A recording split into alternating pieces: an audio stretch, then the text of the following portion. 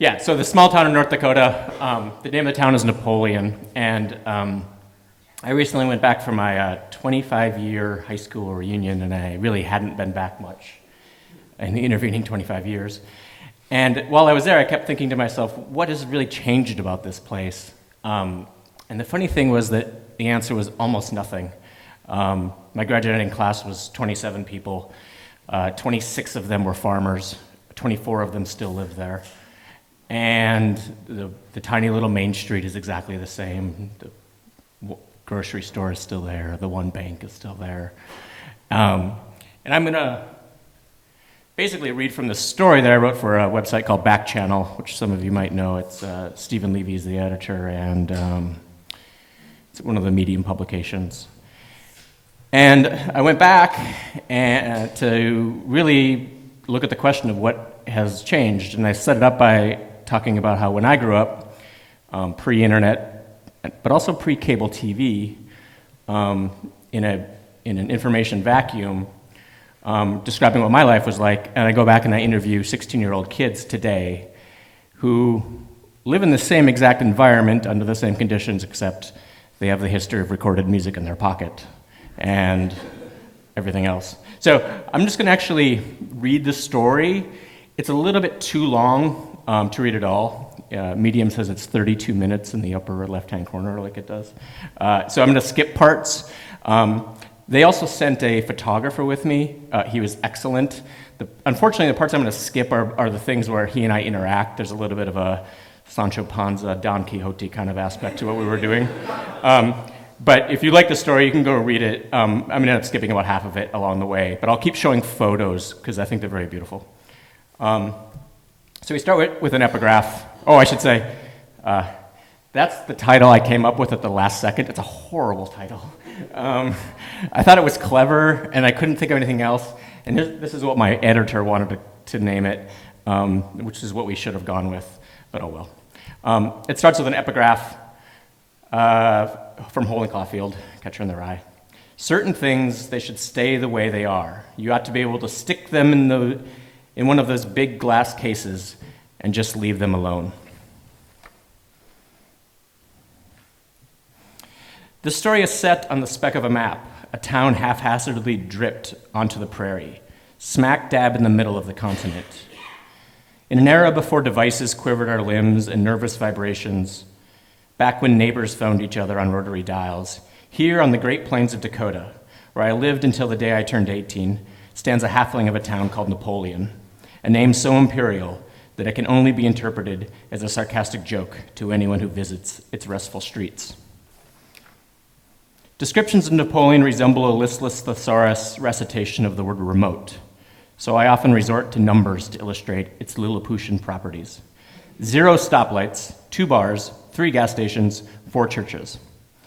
The downtown of Napoleon stretches 1 block, 1 hardware store, 1 restaurant, 1 3-lane grocery store, 1 drugstore, and 1 bank. Except for the grain elevator and water tower, no building in town reaches over 2 stories tall. And nothing from the outside interrupts the quietude. 25 miles down the narrow, arid highway, there is another town like Napoleon, a little smaller. And then 25 miles further, another. This chain of jerkwaters stretches for a lazy afternoon until you finally encounter a cluster of people that almost resembles a modern civilization, with a movie theater and chain restaurants. In the Napoleon of the 1980s, where I memorized the alphabet and mangled my first kiss, distractions were few. There were no malls to loiter, no drags to cruise. With no newsstand or bookstore, information was sparse. The only source of outside knowledge was the high school library, a room the size of a modest apartment, which had subscriptions to exactly 5 magazines: Sports Illustrated, Time, Newsweek, U.S. News and World Report, and People. As a teenager, these 5 magazines were my only connection to the outside world. Of course, there was no internet yet. Cable television was available to blessed souls in far-off cities, or so we heard, but it did not arrive in Napoleon until my teens, and even then in a miniaturized grid of 12 UHF channels. Before that, only the staticky reception of the big 3, ABC, CBS, and NBC, arrived via a tangle of rabbit ears. By the time the PBS tower boosted its broadcast to reach Napoleon, I was too old to enjoy Sesame Street. Out on the prairie, pop culture existed only in the vaguest sense. Not only did I never hear the Talking Heads, or Public Enemy, or The Cure, I could never have heard of them.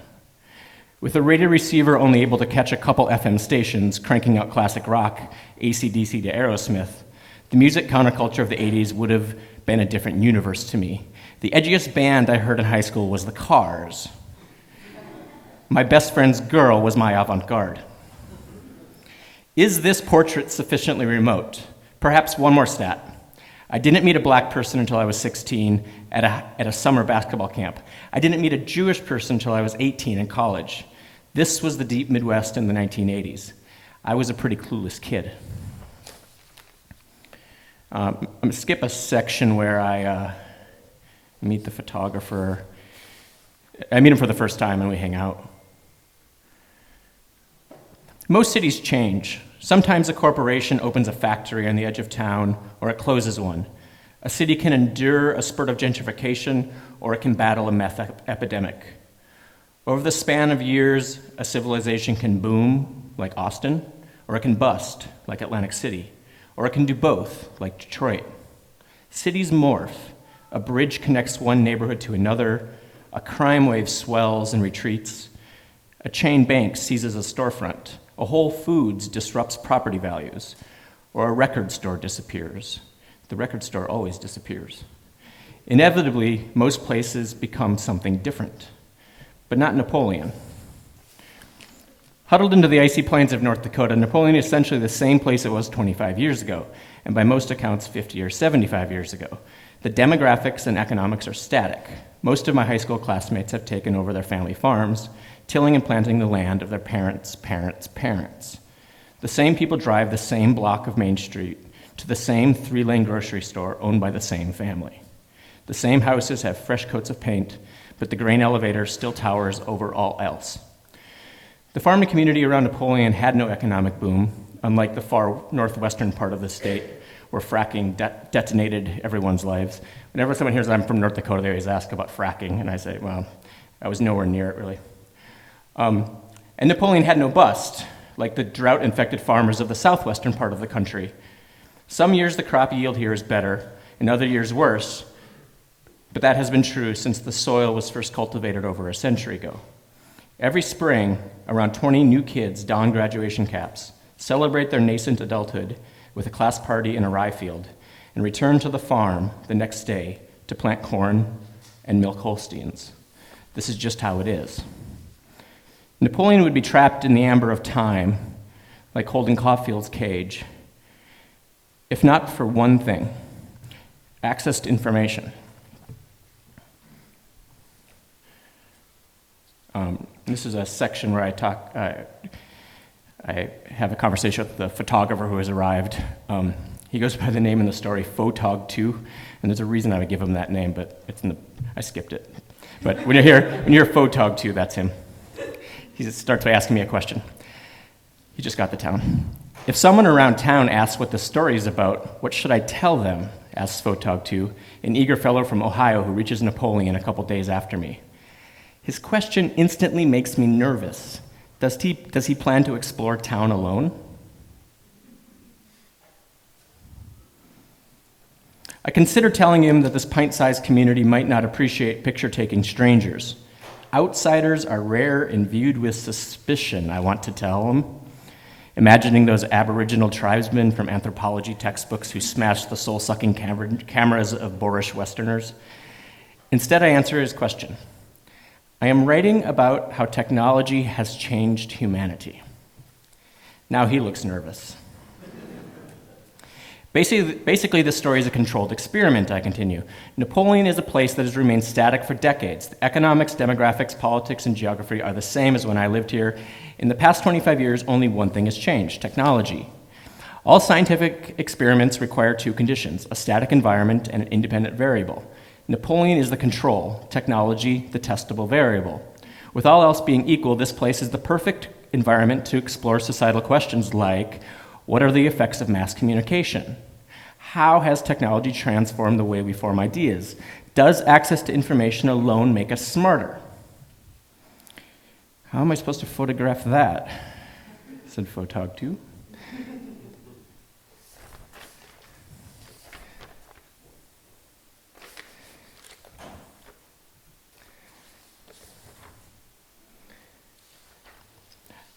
Most American teens are offered a modest array of educational interests to pursue. If algebra frustrates, you might try French instead. When the American history teacher skeeves you out, you swap periods with geography. If mobile apps intrigue you, your guidance counselor's advice on that new programming class seems sage. In 1980s Napoleon, this would have blown my mind. With tiny classes, curriculum diversity was impossible. When I started kindergarten, 28 kids showed up the first day of class, and a dozen years later, 27 of us graduated from high school together. Except for a handful of elective courses, all 27 of us sat in the same few classrooms every year. There were no AP classes. I never even heard that term until I went to college. There was no guidance counselor, and even the most basic specializations didn't exist. No calculus, no Spanish, no computer science. Our electives were limited: vocational agriculture, shop, home economics, girls shop, geometry, and typing. My mother, who still lives in this small town, works as a business administrator at the school for 35 years. And I asked her what has changed. And she says, class sizes are still small. Only 18 kids in this year's graduating class. But then she begins to describe the abundant curriculum from which students can now choose, either online or through fiber optic video network, which would have been a fantasia to a 16-year-old version of me. Computer programming, anatomy, engineering, graphic design, business law, art. As I look to the class offerings, envy is my first emotion. I wish I could have taken Visual Basic in high school.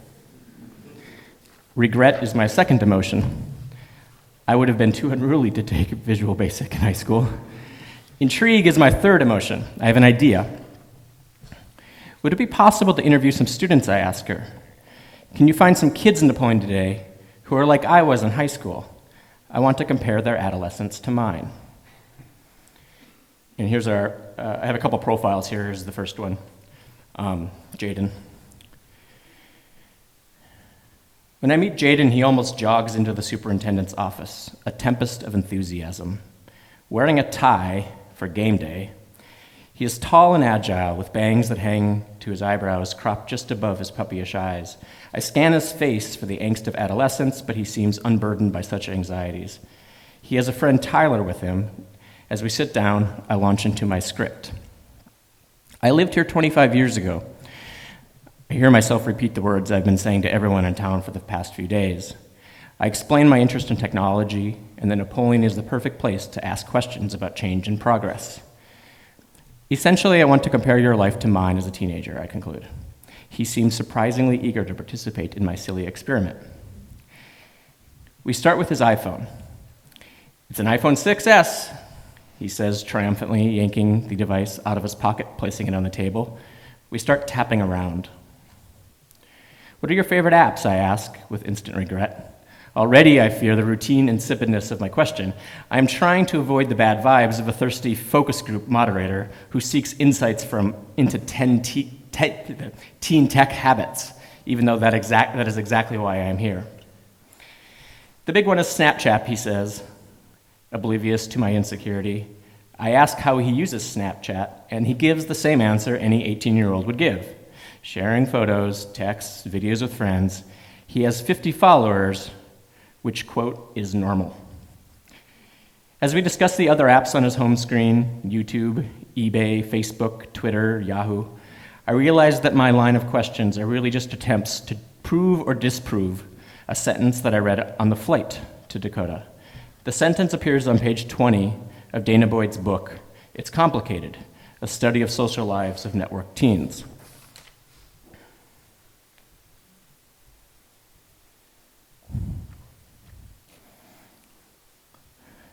And this is Dana. What the drive-in was to teens in the 1950s, and the mall was in the 1980s, Facebook, texting, Twitter, instant messaging, and other social media are to teens now. I cannot shake this sentence, which seems to contain within it, between its simple words, a secret, a cipher to crack my inquiries into technology and change. Napoleon didn't have a drive-in in the 1950s or a mall in the 1980s, but today it definitely has the same social communications tools used by every kid in this country. By that fact alone, the lives of teenagers in Napoleon must be wildly different than they were 20 years ago. But I lack the social finesse of Boyd, who could probably interrogate my thesis about technology beyond anecdote. So I changed the topic to something I know much better: television. I asked Jaden what he watches. I watch Netflix every night on my PS4 at home. Jaden eagerly offers. What shows? I ask. House of Cards, Breaking Bad, Criminal Minds. His tastes seem ambitious, but I don't know how to compare his cultural acumen to mine at that age. What was the Breaking Bad of 1989, I wonder? I remember watching Miami Vice in 1989, which seemed audacious at the time, but it's nothing compared to House of Cards. Point Jaden. I ask how he gets news. Twitter and Facebook are toe-to-toe, he says. Twitter is more of a news feed and Facebook is more social. He begins to expound on the nuances between social media platforms, fearless with terms like timeline and news feed. I was talking to a friend on my PS4, he says, who lives in Portland, Oregon, yanking me from my reverie. I think to myself, God, he knows people in Portland. I didn't even know people in Fargo. He said his senior class is like 600 kids, and the class under him is 500. That's more than this whole town.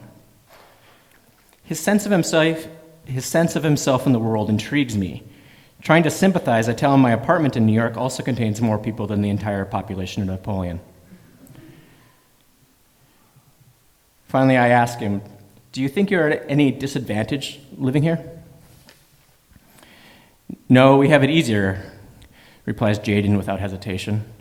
Our community, as a community, we all know each other, and we are there for each other. He uses the word community several times in our conversation.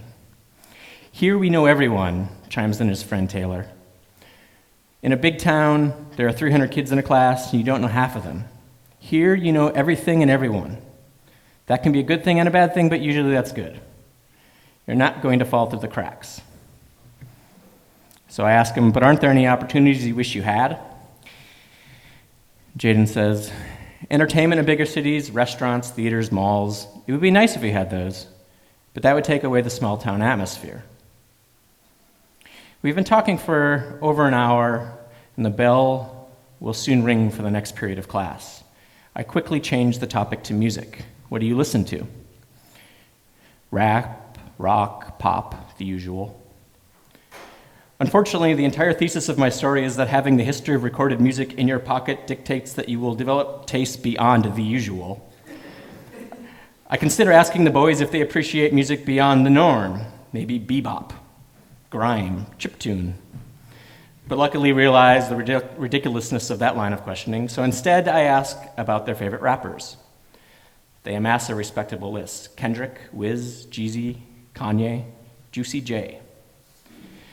But what's your favorite music, I ask? AC/DC, says Jaden without hesitation. Tyler adds, my parents are driving to AC/DC concert tonight in Fargo. The whole town is going. Of course they are. By the way, Fargo's like 4 hours away, too. There's a section here where we go to the museum in town, which is pretty funny. And then Photog 2 asked me to drive out into he wants to see all the churches, and we drive out in the country, and I start showing him churches.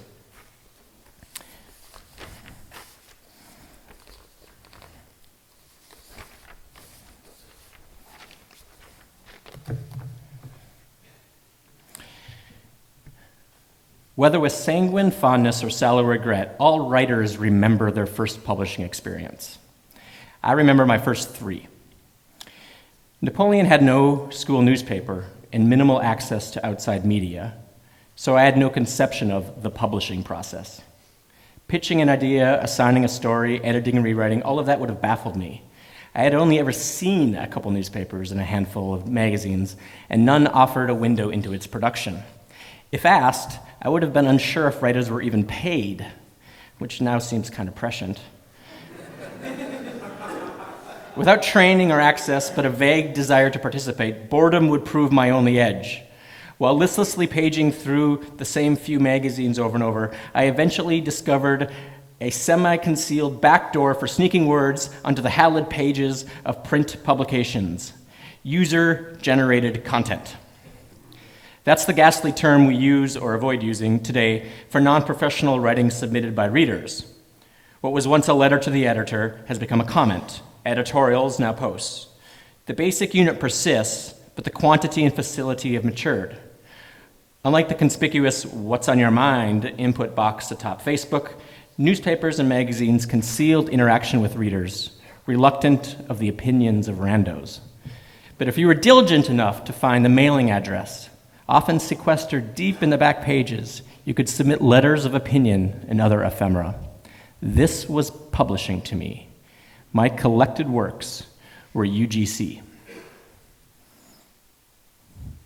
My first composition, age 11, $5, was a joke, published in Boy's Life, the monthly periodical for the Boy Scouts.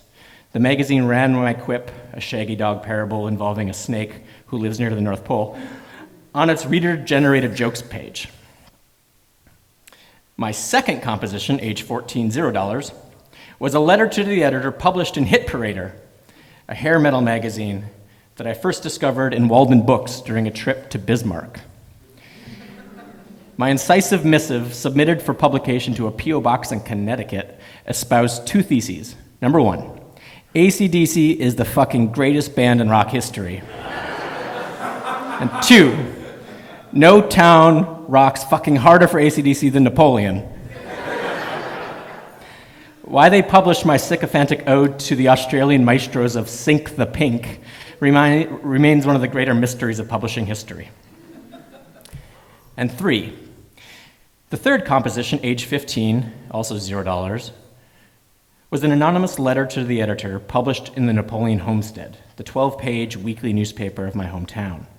This was the most controversial thing I would ever write. It is not on the internet, but there is one way, and only one way, to see it. Almost 3 decades later, it still feels a little perilous sauntering into the Napoleon Homestead office to confess authorship of an anonymous letter. Will they even remember the incident? Hi, I'm Dave Sorgatz's son. I start to introduce myself as I walk into the office, but they already know me because everyone knows everyone here. Stomping snow off of my boots, I glance around the room, reconnecting faces to names, a family who has published this newspaper for over 4 decades. The sagacious grandfather, Jerome, that's Jerome, his matronly wife, Christine, and their factotum son, Terry, who has taken over editor and publisher roles. Except for a pair of computers with InDesign installed, the office is completely unchanged, in consummate parity with my memory. Would it be possible if I looked through your archives, I asked Christine, the first person to greet me with the warmth that makes Garrison Keillor characters possible? We have every issue back here in the vault, says Terry, bouncing out of his chair. What year are you looking for? Oh, fall of '87, I reckon. As the word reckon slips from my mouth, likely for the first time in decades, I suddenly fear the onset of folksiness, which is known to befall outsiders. I am looking for an anonymous letter to the editor that you published related to the banning of Catcher in the Rye.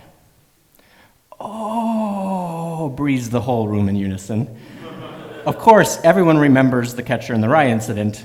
It briefly made Napoleon infamous. During my sophomore year of high school, our English teacher assigned the Salinger novel as the class reading. When one of my classmates took her copy of the novel home, her mother began to read it, becoming enraged at the vulgarities of Holden Caulfield. Feverishly highlighting passages she found objectionable, the irate parent called her pious confidants in the local Knights of Columbus chapter, which organized a protest against the sacrilegious novel. She sent her daughter back to school with the marked up copy, neon yellow screeching from its profusely annotated pages, emphasizing the blasphemous passages from Salinger, such as, I think even if I ever die and they stick me in a cemetery and I have a tombstone and all, it'll say Holden Caulfield on it, and then what year I was born and what year I died, and then right under that it'll say, fuck you. I'm positive, in fact. As 15-year-olds, we were grateful for the efforts of the scandalized parent. She highlighted all the good parts.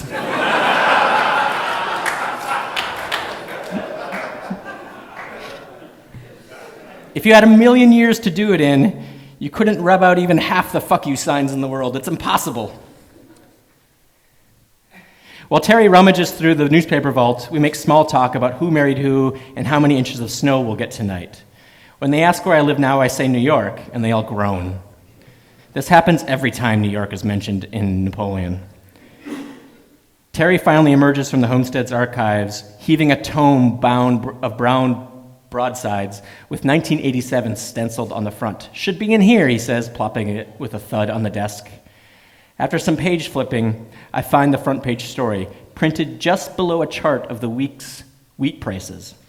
I snap a picture of the newspaper with my phone, and that's the actual story. I skim the article, but I'm afraid to turn the page. I know the op-eds are on the other side. Other than a vague recollection of defending the novel, I have zero memory of the contents of my letter to the editor. The controversy, however, I remember vividly. The television news teams parachuting into a bewildered school board meeting, the theatrical confiscation of 27 novels, the examination of the school library for more obscene material, my mother mentioning over dinner that the ACLU called the office again. For the briefest of moments, Napoleon reluctantly went viral. This is what I remember, the hysteria and my personal desire to respond to the hysteria, to participate in the media fracas. But I cannot recall a single word of my actual letter to the editor. Was its prose emboldening or embarrassing? Does it illustrate the precocity of a young Salinger or the petulance of a juvenile Caulfield? Did my teenage angst erupt in a stream of consciousness rant about rubbernecks? And if not, how could I have overlooked such a felicitous literary opportunity to call everyone a phony? I turn the page. There is my anonymous missive, printed next to a letter from a local pastor. I will spare you the prolix editorial, except to say it's pretty boring. Neither particularly impassioned or well-reasoned, it wanders around a vague defense of the novel, while castigating the town's theocracy with language that seems to be inspired by Footloose. Bland and dispassionate, the screed proves only one thing. I would have made a very poor First Amendment lawyer. However, in retrospect, one section of my treatise intrigues me. What's wrong with this school? I asked inelegantly. Out-of-town people will put down Napoleon since the banning of this book. I seem to have cared more about the outside perception of the town than its freedom. Would Holden have called me a phony for such blatant tribalism? Or would he have praised me for circling the wagons to defend against outsiders? This is the danger of placing your community in a glass case. You can see out, and they can see in. A museum is more zoo than bomb shelter. Here's the second profile, young woman named Katelyn. What are your favorite apps? This time my corny question is fielded by Katelyn, another student who my mother suggests will make a good subject for my harebrained experiment. During her study hall break, we discussed the hectic life of a millennial teenager on the plains. She's already taken college-level courses, lettering in 3 varsity sports, and the president of the local FFA chapter. That's Future Farmers of America, if anyone doesn't know. To the app question, she recites the universals of any contemporary young woman: Snapchat, Instagram, Pinterest. She mentions the Skim as a daily news source, which is intriguing, but not as provocative as her next remark. I don't have Facebook. Whoa, why, I ask. Well, my parents don't support social media, says the 18-year-old. They didn't want me to get Facebook when I was younger, so I never signed up. This is closer to the isolationist Napoleon that I remember, that might not ban books anymore, but parents can still be very protective. How do you survive without Facebook, I ask? Do you wish you had it? I go back and forth. It would be easier to connect with people I've met through FFA and sports. But I'm also glad I don't have it because it's time-consuming and there's drama all over it. She talks like a 35-year-old. So I ask her who she's going to vote for. I'm not sure. I like how Bernie Sanders is sounding. I tell her a story about a moment in my junior civics class where the teacher asked everyone who was Republican to raise their hand. 25 kids lifted their palms to the sky. The remaining 2 students called themselves independents. My school either had 0 Democrats or a few closeted ones, I tell her. She's indifferent to my anecdote, so I change the topic to music again. She tells me, I listen to older country. Garth Brooks, George Strait. The term older country amuses me, but I resist the urge to ask her opinion of Jimmy Rogers. I'm not a big fan of hardcore rap or heavy metal, she continues. I don't understand heavy metal. I don't know why you would want to listen to it. So I ask her, no interest in driving 3 hours in the ice to see AC/DC at the Fargo Dome last night? No, I just watched a couple Snapchat stories of it. I asked Katelyn what novels she read as a sophomore. The class year that Catcher in the Rye was banned from my school.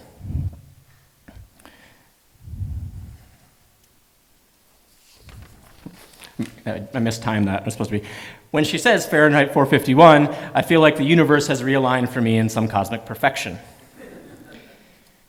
But my time is running out, and again I begin to wonder whether she is proving or disproving my theories of media and technology. It's difficult to compare her life to mine at that age. Katelyn is undoubtedly more focused and mature than any teenager I knew in the 80s, but this is the stereotype of all millennials today. Despite her many accomplishments, she seems to suppress the hallmark characteristic of her ambitious generation, fanatic self-regard. Finally, I ask her what she thinks her life will be like in 25 years. I hope I'll be married and probably have kids, she says decisively.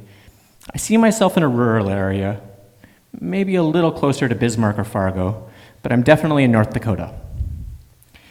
I tell her that Jaden gave essentially the same answer to that question. Why do you think that is?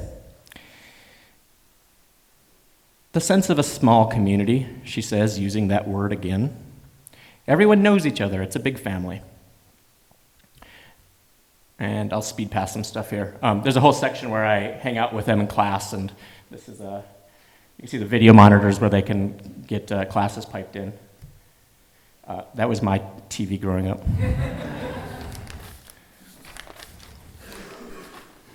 Final scene, where me and Photog 2 are in the car on our way back, just leaving Napoleon. Have you ever wanted to be a war correspondent, asks Photog 2. Our rental car accelerates down the icy highway leaving Napoleon. Would you ever go to war? Would you ever go report from a war zone like Syria? Anyone who knows me will find this question hilarious. War, to me, is leaving my apartment to see Zero Dark 30. But the question delights me because it reminds me of how happenstance my week with Photog 2 has been.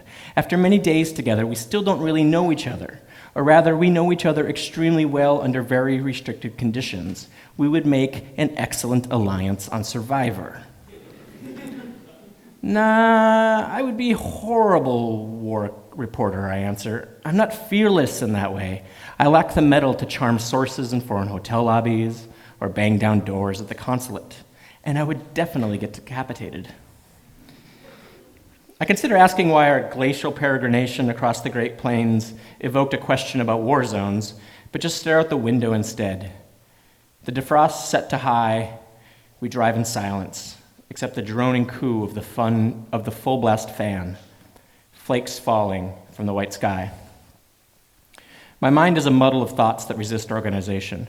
I returned here to my place of origin with a question that now seems unanswerable. How does technology change us? A week later, I have no idea. My brain has been preoccupied, overrun with connecting old faces to names. Even asking the question now seems like pure hubris, the ramblings of an amateur sociologist gone rogue. My evasiveness is likely the effect of frostbite or nostalgia. Of course, what little joy we can extract from life surely derives from these questions, the imponderables. How do you become you? Is your perception equivalent to reality? And perhaps the biggest of all, posed over the power chords of the almighty AC/DC, who made who? Nothing triggers an imponderable like a long car ride after an extended visit home. Through the rearview mirror, my final question for both Jaden and Katelyn, what will your life be like in 25 years?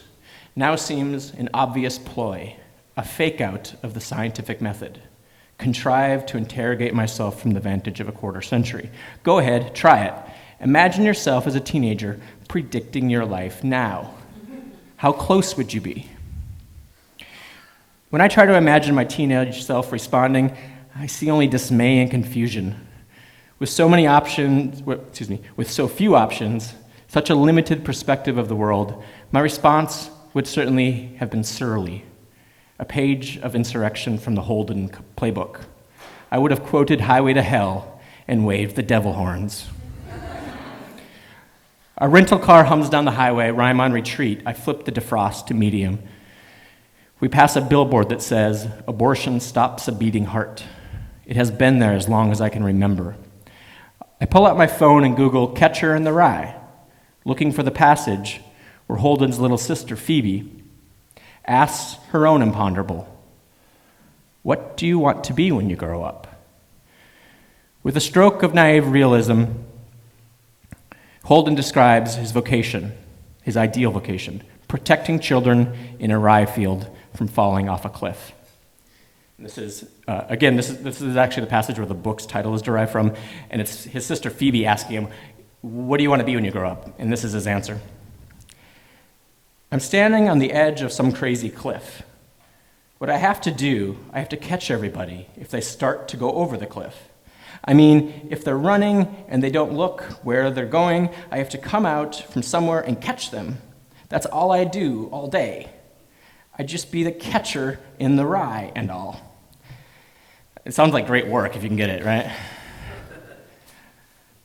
Holden's ideal occupation is a fairy tale. His fantasy is protectionism, sealing children off from the outside world, uncorrupted in a glass box, sequestered in a museum. His rye field is the prairie of my youth, disconnected, innocent, pure. But this is not the prairie of Jaden, with his PS4 party chats, and Katelyn, with their hundreds of Instagram followers. We may have occupied the same exact classrooms, memorizing the elements from the same periodic table, but their world is composed of different compounds. Like Holden's kid sis, Phoebe, they are free radicals, unburdened by the angst of seeing a world outside the glass that they cannot know. When asked about their destiny, both Jaden and Katelyn see the future as the past, bundled up on the prairie, nurturing children who will farm the land of their parents' parents' parents. Unlike me at that age, they have seen outside the class. They know what's what. They know who made who.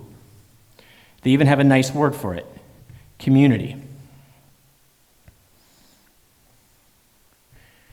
We hook a left into the airport, the one with hundreds of dream catchers in the gift store.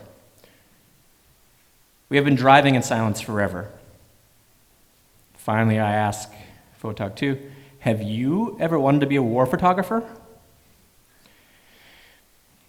"I don't think I could do that," he says, exhaling a deep drag of smoke from a cigarette. "It's too dangerous, and I'm very close to my family."